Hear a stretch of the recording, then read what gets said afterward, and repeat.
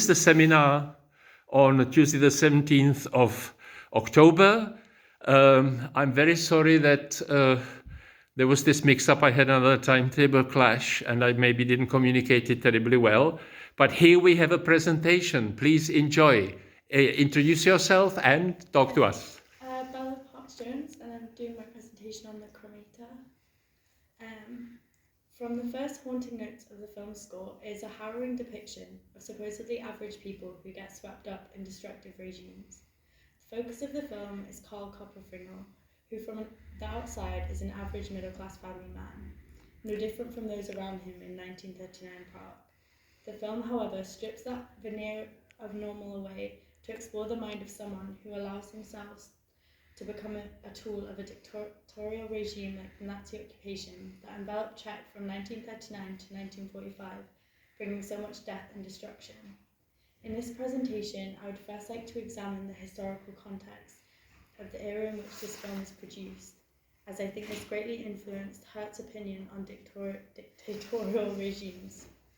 Directed by George Hertz, The Cremator is his most celebrated film. It is dark and gothic, and like many of his other projects, deeply satirical. Although set in the 1930s, its comments on the kind of people who get swept up in oppressive regimes was deeply relevant to the Czech of the 1960s and prophetic to the Soviet clampdown in the decade that would follow. The Cremator, the film itself, would be banned soon after its release for the next 20 years by Soviet censoring. Throughout his career, Hertz struggled to be the artist he wanted to be under the communist regime. His first film, The Sign of Cancer, and his second film, The Limping Devil, had certain scenes removed as it did not pass the industry approval committee. However, by the end of the 60s, the liberalization of the film industry was at its height, and this created the perfect environment for the creation of The Cremator. It was the only film during communist rule Hertz said he had full creative control over. By this point, the industry had allowed the formation of creative units that had their own ideological, artistic boards, showing how decentralized the industry had become. The Cremator was made under the unit that is often thought of as having been submerged in the new wave, and these influences can be seen in the abstract shooting of the film, from the haunting use of fisheye lens and close-up shots, giving the film an overall nightmarish feel, I think. The film itself, the creative freedom enjoyed by the I'll turn it round, sorry. That doesn't show terribly well. Yeah, sorry. Maybe, yeah, let's go on the... No, it will not show it. So it doesn't work with the PowerPoint terribly well. Anyway, go on, sorry. This creative freedom enjoyed by the Czech film industry and wider Czech society did not last. By 1968, Alexander Dubček, the first secretary and leader of these ambitious reforms, was removed from office by Soviet military personnel, and the period of liberal policies Czechoslovakia had enjoyed was over. The film itself is set in 1938, on the eve of the German occupation, as fascist ideas were reaching fever pitch in Europe. Although explicitly about a man caught in the Nazi regime, I think it can also be interpreted as Hertz's condemnation of all those caught in freedom-suppressing dictatorial regimes. There are many themes surrounding Karl's character throughout the film that point to reasons why he fell so swiftly to the Nazi regime. One of these is his deep-rooted hypocrisy and complete alienation from his own actions, allowing him to be swept along into a regime that committed such evil atrocities. He claims to his wife he is a romantic and he loves beauty. But in the very next scene, we see his leering eye towards naked women at a gallery. The sinister music swelling in the back of the scene suggests that this is not a love of beauty, but a crude mimicking of it. This showing the audience the contradictions at the very core of his character, while the intensifying of the unsettling score signifying how this outlook on the world is laying the groundwork for his sinister political beliefs that he will adopt. His ability to dismiss what he knows is true is further emphasized in the gallery scene.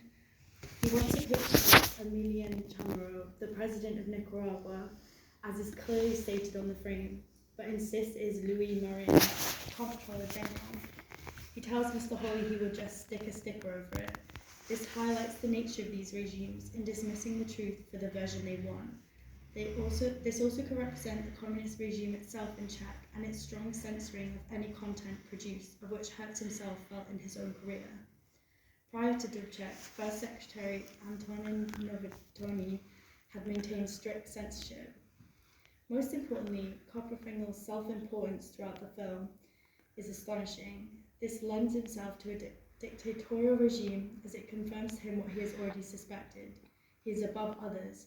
His way has always been the right way. This can be seen in his treatment of Mr. Fenwick, his morphine-addicted co-worker, at first treating him with a cloying, pitying nature, still sure of his superiority to him. Carl himself does not drink or smoke, concerned with his purity and wanting to remain ever in control.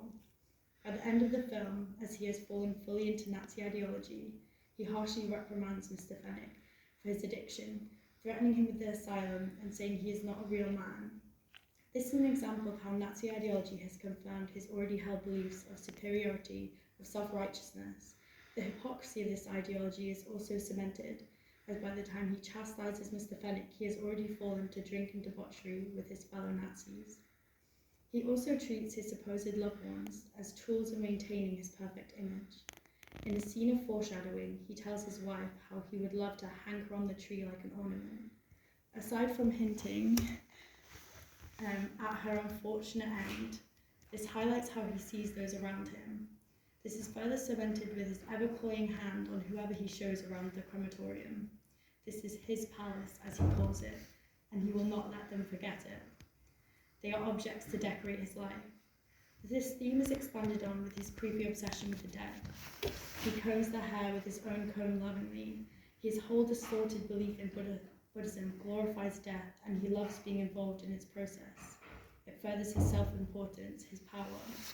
This already held belief of his is easily melded with Nazi ideology, and when his half-Jewish wife and son are not a pretty decoration anymore but a hindrance, he decides he has the power to end their lives. He is the almighty Dalai Lama as he envisions, bestowing mercy on these poor people, those too infected with impurity, as it is in their blood, the very essence of them. The washing of his son's blood after his murder symbolizes the power he has in his mind. He is literally washing away the impure blood, maintaining the purity of his palace. This is a key tenet of fascist ideology, but also many oppressive regimes. They want purity in their population, whether racial for the Nazis or pure submission to their ideology from the whole population. Throughout this deeply disturbing film, Karl Copperfinkel represents how these regimes gain a foothold in society. At the start of the film, he rejects Mr. Ranck's suggestions, but the foundations for the beliefs he will have are already there. He is a man dedicated to confirming his view of the world and simply ignoring what is outside of it. This extends to people, as they are either to benefit him or to be discarded, as he does with his family and all the Jewish people he willingly denounces. This film shows that those who become part of these regimes are power-hungry, ignorant people too assured of their own self-importance. Brilliant. Thank you very much. I don't know if the... yeah. This is very good. Ladies, do you have any comments or questions even? Or criticisms? You've seen the film. No, I thought it was really good. I thought it was a great description of events of the film, and I thought that you described it well. Yes. I just say in terms of character, you say obviously the main character is a symbol of how someone can fall into the regime. Would you say any other characters stand out as similar to him or like opposite to him? I feel a lot of the characters in the films are different symbols for different elements, like in particular those that he works in the crematorium with, like are symbols for different people that react, I guess, in fear, like to the fear of the Germans invading. And also Mr. Reich himself is a good representation of those that benefited from the regime. Yeah. This film is for us, I don't know how to turn it around, maybe whether it works. 1, 2, 3. No. Well, I shouldn't really, I don't know whether, I can't see myself recording. Well, anyway, you don't have to see me, I'll just say a few words. This film is a kind of transition because it was made in '68. It's still, as I mentioned this before, it still kind of deals with the sort of Nazi occupation, 1938, 1939. But at the same time, as I said, it can have these connotations about any authoritarian or regime. So we are going to, tomorrow, on Wednesday, see the first film dealing with communist authoritarianism, which was also made in the around the period of 1968. Cachinha's film The Ear.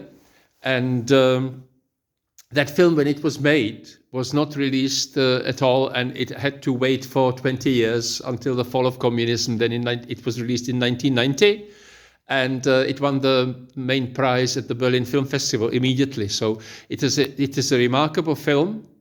I would like to, well, I think I'll do the introduction to what communism was like, probably on Wednesday morning, rather than here. There are 3 people here. Well, I suppose you will watch this.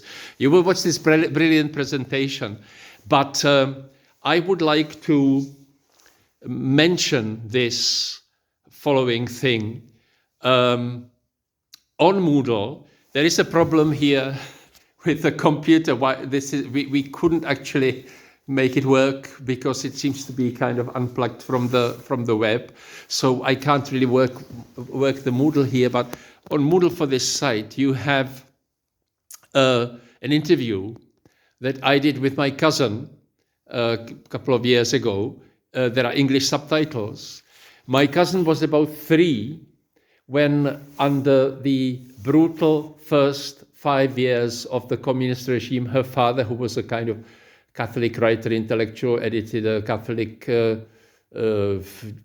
academic journal, was arrested for being a Catholic intellectual and sent into Uranian mines near Příbram, which is a town about 50 miles west of Prague.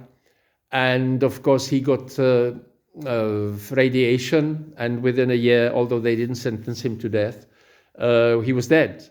And what does this do to the mother and to the children? She had a brother who was about 5 at the time. This was in 1952, I think. And please watch it. It is harrowing. Again, I'm sorry I'm giving you these harrowing things. At the moment, we can't go and do anything more. I'll send you an email about where this thing is on Moodle, and maybe we can discuss it. Thank you very much. We will stop now. Thank you. Okay.